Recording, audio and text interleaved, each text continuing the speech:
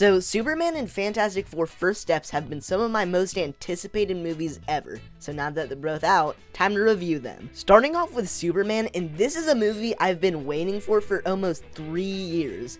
I remember when the original announcement for the movie first got shown and everyone was fancasting and theorizing. Now that this movie is out, I can say that it's perfect. A lot of that has to do with the cast. David Cornsweet is peak as Superman, and he's almost better than Christopher Reeve in my opinion. Lois Lane is easily the best live-action version of the character we've seen, and Lex Luthor is incredible. All he wants to do is get rid of Superman, and he will use any means necessary.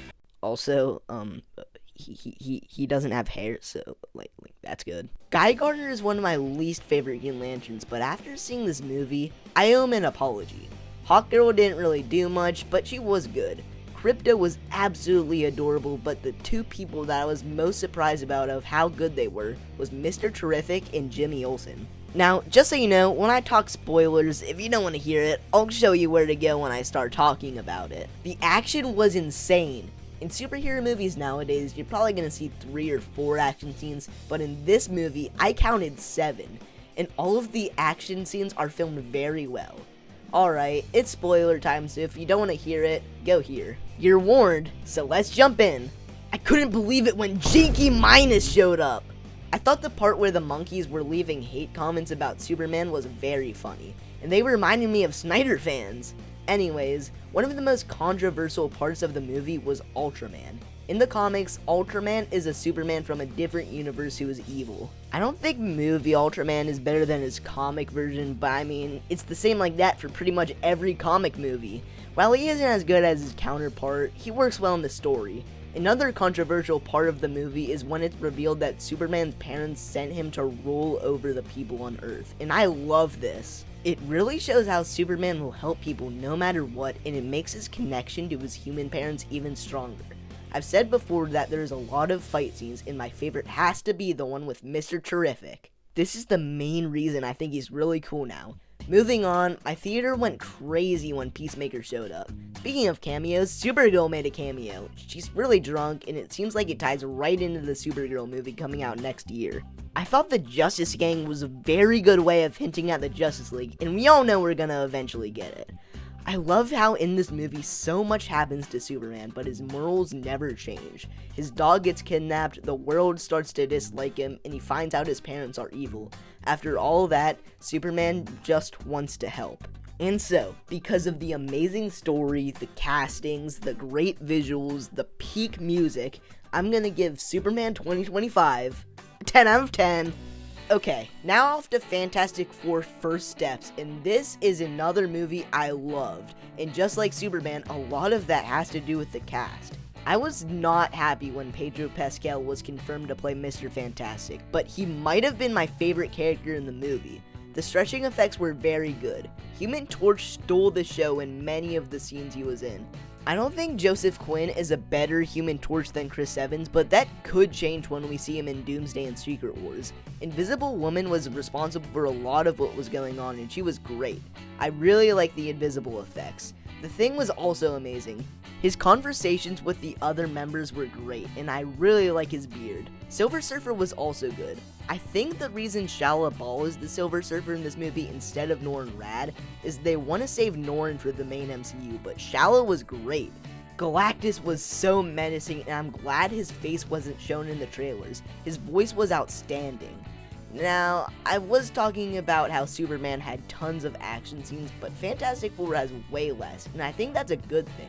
For a lot of the movie, the Four are just thinking about ways to defeat Galactus, and it was entertaining. It's a good thing he's not a giant fart cloud in the movie. I also like how this movie takes place in an alternate universe. It really helps the Four stand out on their own, and if they were in the main Marvel universe, they would probably have to just become heroes a little bit before the movie. Okay, it's spoiler talk, so go right here if you haven't seen the movie. Okay, let's talk spoilers. The theater went crazy when Gaper Bingzoid showed up. Alright, I have to talk about the post-credit scene because it was crazy. We see Dr. Doom with his mask off holding Franklin Richards. It seems like he took his mask off because he didn't want to scare Franklin since he definitely wants to use his power. The post-credits also didn't explain the one post-credits in Thunderbolts with the Thor's ship going into the main MCU. It seems like it was teasing Doomsday, not this movie. Another part I want to talk about is when Franklin brought Sue Storm back to life. I'm telling you, that's way less than half of what Franklin can do, so I'm just gonna list all his powers. Franklin's powers include bending reality to his will, matter and energy manipulation, telepathy, telekinesis, astral projection, mind control, time travel, energy projection, immortality, and he can create pocket universes. Well, that was way too long. Time to talk about something else. The scene with Invisible Woman giving birth and the Silver Surfer chasing them might have been my favorite scene in the movie. It was very intense. It was also hype when Thing finally said it's clobbering time. While I'm writing this, I just realized I don't think Human Torch says flame on anywhere in the movie. Kinda weird, but moving on. In my opinion, this is the best looking MCU movie. The visual style looks peak, dare I say, fantastic. I really like that one Easter egg where we see all the country names and their leader, and we see Latveria, but there's no one there. I'm so happy Doctor Doom's gonna originate from the Fantastic Four world. I can't wait to see this team return, and this movie got me so much more excited for Avengers Doomsday. One more movie till then. So, because of the cast, a great story, amazing visual style, and good setup, I'm giving Fantastic Four First Steps a 10 out of 10. Okay, now that I've reviewed both movies, it's time to compare them. First, I think Fantastic Four has better visuals and cinematography. I'm not saying Superman looks bad, but I do think First Steps looks better.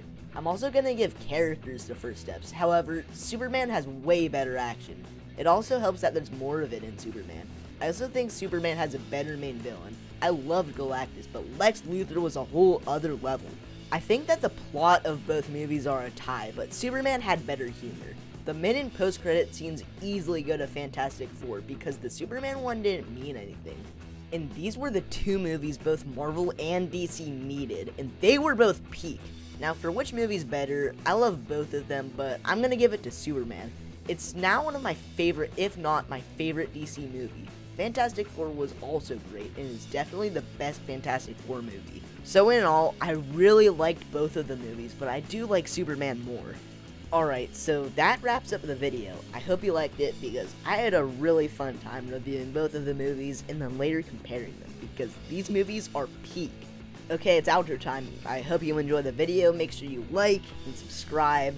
I'm planning to do more videos a bit later, so thank you. Jesus is King. And I'll see y'all in the next one.